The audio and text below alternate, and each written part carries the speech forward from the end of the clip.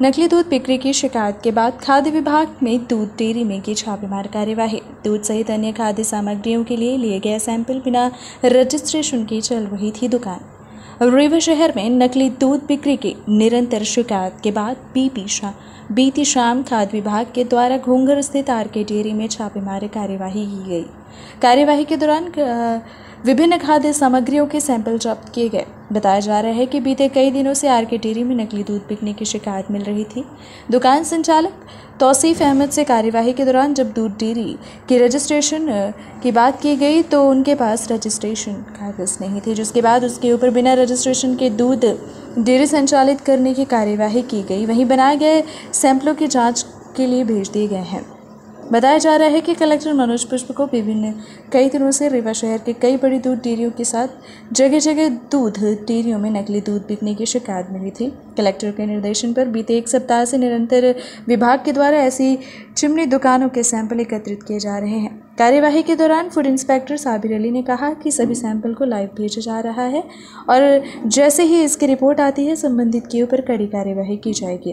कार्यवाही के दौरान फूड इंस्पेक्टर साबिर अली के साथ अमित तिवारी, खाद्य निरीक्षक एवं रश्मि शुक्ला की टीम मौजूद रही।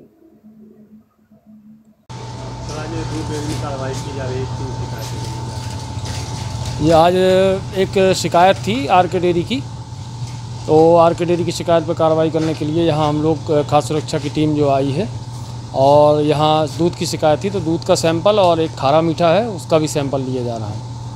क्या कमियाँ कुछ देखने को मिली? अभी तो प्रथम दृष्टया तो यही है कि दुकान का पंजीयन ही नहीं है, तो उसका एक केस हम लोग बनाएंगे और बाकी सैंपल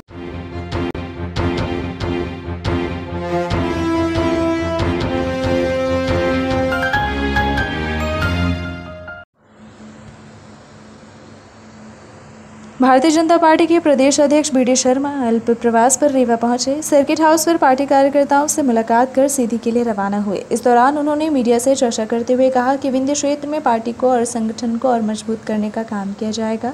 उन्होंने अनुशासन को लेकर कहा कि अगर कोई भी अनुशासनात्मक कार्य करता है तो उसे पहले बोला जाता है और फिर भी ठीक ना हुआ तो ठीक किया जाता है। प्रदेश अध्यक्ष विष्णुदत्त शर्मा आज अल्प प्रवास पर रीवा पहुंचे। वह रीवा से सीधी और फिर सीधे से सिंगरौली का दौरा करेंगे। सीधे और सिंगरौली में पार्टी कार्यकर्ताओं के साथ बैठक किया और रीवा के सर्किट हाउस पर अल्प समय व्यतीत करने के बाद वे सीधी के लिए रवाना हुए। प्रदेश अध्यक्ष ने पत्रकारों से चर्चा करते हुए कहा कि संगठन के विस्तार के लिए सिंगरौली में 2 नई नगर परिषदों का गठन हुआ है जिनके चुनाव आने वाले हैं, जिस पर चर्चा की जाएगी। रीवा के अंदर संगठन का कार्य बहुत ही अच्छे तरीके से हुआ है। बूथ विस्तारक अभियान रीवा में ऐतिहासिक हुआ है। प्रत्येक बूथ पर भारतीय जनता पार्टी मजबूती के साथ खड़ी रही। विधायकों की बैठक को लेकर कहा कि पार्टी का रूटीन काम है और हर जिले की समीक्षा की जाती है और जहां जो कमी होती है उस पर काम किया जाता है। उन्होंने कहा कि ग्राम सरकार और नगर सरकार जीत कर आए, कार्यकर्ताओं का प्रशिक्षण और अच्छे से अच्छा काम करें, इसका हम प्रयास कर रहे हैं। उन्होंने रीवा महापौर सीट हारने पर कहा कि भारतीय जनता पार्टी सामूहिक स्तर पर कार्य करती है, जहां कोई कमी है सब मिलकर दूर करेंगे। भारतीय जनता पार्टी कोई परिवारवाद प्रकार नहीं करती। उन्होंने कहा कार्यकर्ता ही हमारा आधार है और वही हमारी पूंजी है। बूथ में कार्यकर्ता हमारी ताकत है और इसलिए हम लगातार आगे बढ़ रहे हैं। भारतीय जनता पार्टी अनुशासन की पार्टी है। अगर कहीं किसी ने अनुशासन तोड़ने का कार्य किया वहाँ कहने की ज़रूरत तो है ही, और कहा कि अगर कहने से ठीक नहीं हुआ तो ठीक भी किया गया। भारतीय जनता पार्टी के हमारे सभी सम्मानीय जनप्रतिनिधि, चाहे माननीय सांसद, माननीय विधायक और नीचे तक, हम तो पंच, सरपंच और जनपद और जिला पंचायत में ऐतिहासिक बहुमत के साथ जीत करके आए। तो ग्राम सरकार, नगर सरकारों में भी भारतीय जनता पार्टी के कार्यकर्ता जो जीत करके आए उनका प्रशिक्षण और अच्छे से अच्छा काम करें, ये भी हम प्रयास कर रहे हैं। बिल्कुल हमने उसकी समीक्षा की है। 2023 में कहीं मैंने कहा ना, कहीं अगर चूक हुई है तो हम समीक्षा जरूर करेंगे। का जिम्मेदार किसे मानते हैं? भारतीय जनता पार्टी में चाहे मैंने कहा ना कि जीत हो या हार हो, हम सामूहिक नेतृत्व पर काम करते हैं। ये इंडिविजुअल नहीं चलता है यहाँ। भारतीय जनता पार्टी सामूहिक नेतृत्व पर काम करती है। हम सब मिलकर के, मैंने कहा ना, कहीं कमी छूटी है तो सब मिलकर के पूरा करते हैं। यही तो भारतीय जनता पार्टी है। हम कोई परिवारवाद पर काम नहीं करते हैं। भारतीय जनता पार्टी तो संगठन के बेस पर काम करता है। कैडर बेस ऑर्गेनाइजेशन है। कार्यकर्ता ही हमारा आधार है, कार्यकर्ता ही हमारी पूंजी है और बूथ बूथ का कार्यकर्ता, मंडल और जिले के हमारे कार्यकर्ता हमारी ताकत है। तो हम सोचते भी हैं और आगे भी लगातार इसलिए बढ़ रहे हैं। 2023 में मुख्यमंत्री पद के उम्मीदवार कौन होंगे? अच्छा, ये आपको और मुझे तय करना आया है। मेरा ऐसा मानना है कि अनुशासन के मामले में भारतीय जनता पार्टी का कोई भी कार्यकर्ता अगर कहीं इस प्रकार के अनुशासन को तोड़ने का काम किसी ने किया है तो हमने उनको तत्काल जहां कहने की जरूरत है वहां कहा है, और जब ऐसा लगता है कि ठीक नहीं हो रहा है तो फिर ठीक भी किया जाता है। इसलिए ऐसा नहीं है, कोई भी पदाधिकारी, कोई भी जनप्रतिनिधि, भारतीय जनता पार्टी पद्धति से काम करती है और हमारी अपेक्षा भी यही है कि हम सब समाज में भारतीय जनता पार्टी के हम सब चेहरे हैं, तो हमारा व्यवहार और स्वभाव ऐसा रहे कि जनता को ये न लगे कि हम अपने संगठन को या अपने सरकार को कोई हम इस प्रकार की चीज़ें करने का प्रयास करें। इसलिए प्रयास होते हैं और संवाद एक बड़ा माध्यम है। कार्यकर्ता से कभी कभी कुछ चूक भी होती है, उसको भी ठीक करते हैं। चुनाव में हार के बाद संगठन में बदलाव की सबसे बड़ी बात है। आप विधानसभा चुनाव 2023 में किस रणनीति के तहत बढ़ना है? देखिए, आज तो मैं रीवा होते हुए सीधी और सिंगरौली का मेरा दौरा है, विशेष तौर पर संगठनात्मक काम के सुदृढ़ीकरण के लिए, काम के विस्तार के साथ बिंदी क्षेत्र में भारतीय जनता पार्टी का संगठन के काम की दृष्टि से मैं लगातार वर्षों तक यहाँ प्रभारी भी रहा हूँ। इसलिए आज सीधी और सिंगरौली की बैठकें हैं। सिंगरौली के अंदर 2 नगर परिषद के हमारे नए जो गठन हुआ है उनके अभी चुनाव भी आगामी समय में जल्दी ही आने वाले हैं, तो उनकी भी ज़रा मिलकर के बातचीत करूँगा। तो रीवा के अंदर संगठन का काम बहुत अच्छे तरीके से, बूथ विस्तारक अभियान ऐतिहासिक रीवा के अंदर हुआ और प्रत्येक बूथ पर मजबूती के साथ भारतीय जनता पार्टी खड़ी है। और रीवा के अंदर हम सब लोग जानते हैं कि किस प्रकार से विकास और पूरे बिंद क्षेत्र के अंदर भारतीय जनता पार्टी के नेतृत्व में विकास के नए जो आयाम यहाँ पर खड़े हुए हैं, उनके आधार पर हम आगे बढ़ रहे हैं। और रीवा के अंदर भी संगठन का काम और मजबूती के साथ हमारे अजय जी, यहाँ के हमारे नेतृत्व करने वाले राजेंद्र शुक्ला जी से लेकर के सभी लोग मिलकर के अच्छा काम चल रहा है। और हमारे सभी कार्यकर्ता ताकत के साथ मैदान में होते हैं। 2023 हो या 2024 हो, भारतीय जनता पार्टी केवल चुनावों के लिए काम नहीं करती, हमेशा सक्रिय रह करके विकास के मुद्दे पर जनता के लिए हमेशा खड़ी रहती है। इसलिए चुनाव भी एक कार्यक्रम है। तो 2023-2024 दोनों की दृष्टि से भी भारतीय जनता पार्टी अपने बूथ को सक्षम बनाकर काम को सुदृढ़ बनाते हुए हम आगे बढ़ने का काम करें। कल विधायकों की बैठक ली गई है, कई विधायक रीवा के थे, उनका रिपोर्ट कार्ड भी खराब है। नहीं, रिपोर्ट कार्ड के कारण बैठकें नहीं होती, ये आप लोगों को ऐसा लगता है, लेकिन हमारे संगठन की पद्धति है हर जिले के काम की समीक्षा करना। समीक्षा में सभी चीज़ें होती हैं, पॉजिटिव भी होती हैं, सकारात्मकता ज़्यादा होती है, कहीं कुछ कमी रहती है। हम करेक्टिव मीजर्स वाले ऑर्गेनाइजेशन हैं कि अगर कहीं कोई छोटी चूक हमसे हो गई है, कुछ कमजोरी हो गई है, तो उसको कैसे ठीक करें। तो हम तो लगातार इस समय काम करते हैं, सर्वस्पर्शी सर्वव्यापी। कहीं कमी है तो वहाँ पहुँचना है, किसी वर्ग में नहीं है तो उस वर्ग में भाजपा का काम पहुँचना है। तो ये तो हमारा रूटीन प्रोसेस है। इसमें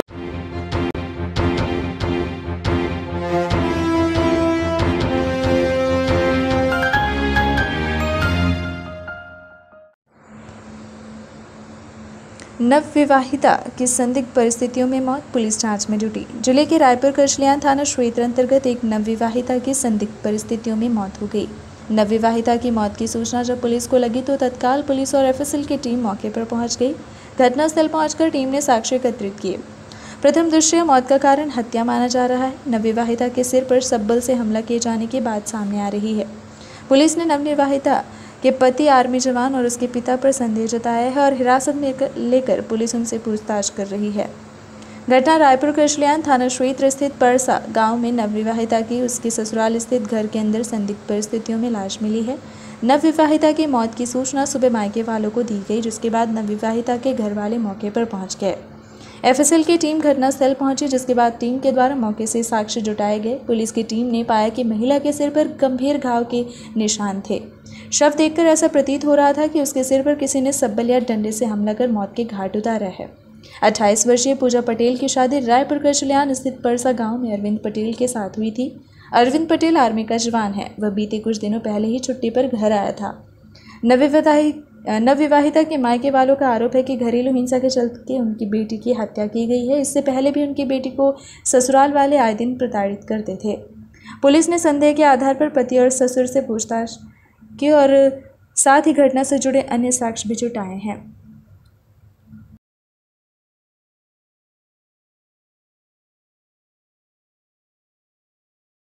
ग्राम परसा का है, वहाँ पे मृतिका पूजा पटेल है। इसका शव जो है सार में मिला हुआ था और पति मिलिट्री में नौकरी करता है, फौज में है और ये छुट्टी आया हुआ था। आरोप ये है कि इसने अपनी पत्नी को मारपीट किया है, इसकी वजह से उसकी मृत्यु हुई है। अभी जाहिरा तौर पे जो लाश का निरीक्षण किया गया है उसमें उसके शरीर में कुछ चोटें हैं। 100 पंचनामा के बाद लाश जो है पीएम के लिए भेज दिया गया है और अभी उसमें मर्ग कायम करके उसकी जांच की जा रही है। गिरफ्तारी हुई किसी?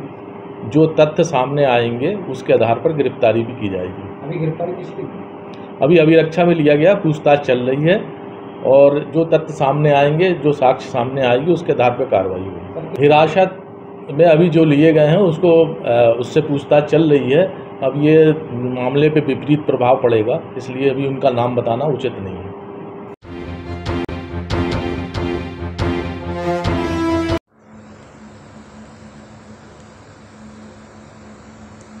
रीवा नगर निगम के जोन क्रमांक 4 वार्ड नंबर 15 में आरसीसी रोड और नाले निर्माण का हुआ भूमि पूजन। रीवा नगर निगम के जोन क्रमांक 4 वार्ड नंबर 15 में आरसीसी रोड और नाले निर्माण का भूमि पूजन नारियल तोड़कर किया गया। इस अवसर पर वार्ड क्रमांक 15 के पार्षद प्रतिनिधि अशोक पटेल, एमआईसी सदस्य धनेंद्र सिंह बघेल, एमआईसी सदस्य स्वतंत्र शर्मा सहित वार्ड के निवासी मौजूद रहे।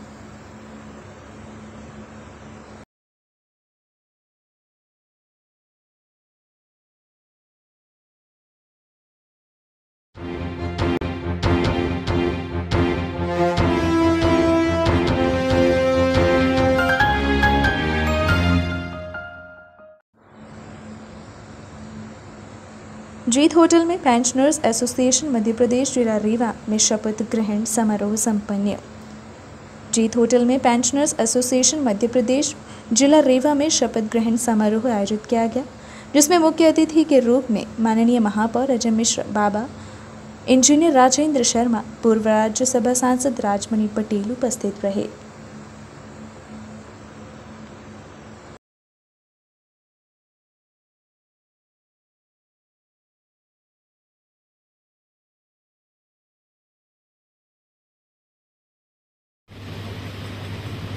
प्रदेश अध्यक्ष आदरणीय राजकुमार द्विवेदी जी,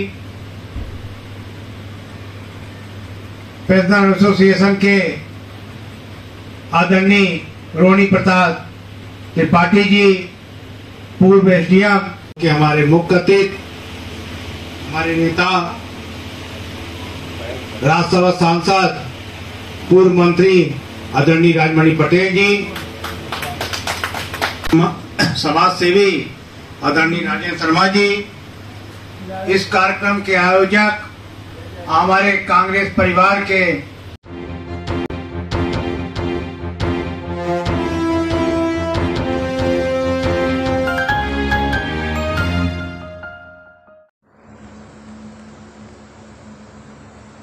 मुख्यमंत्री जन कल्याणकारी योजना समिति की अहम बैठक संपन्न। गत 1 सितंबर को स्थानीय विद्या शिल्प अकेडमी स्कूल प्रांगण रीवा में मुख्यमंत्री जन कल्याणकारी योजना प्रचार प्रसार अभियान मध्य प्रदेश की प्रदेश महामंत्री श्रीमती अनुराधा श्रीवास्तव की अध्यक्षता तथा रीवा जिले की कोर कमेटी के जिला अध्यक्ष पुष्पेंद्र सिंह गहरवार, जिला संगठन महामंत्री जावेंद्र सिंह, जिला महामंत्री बालेंद्र सिंह बाबा, महिला प्रकोष्ठ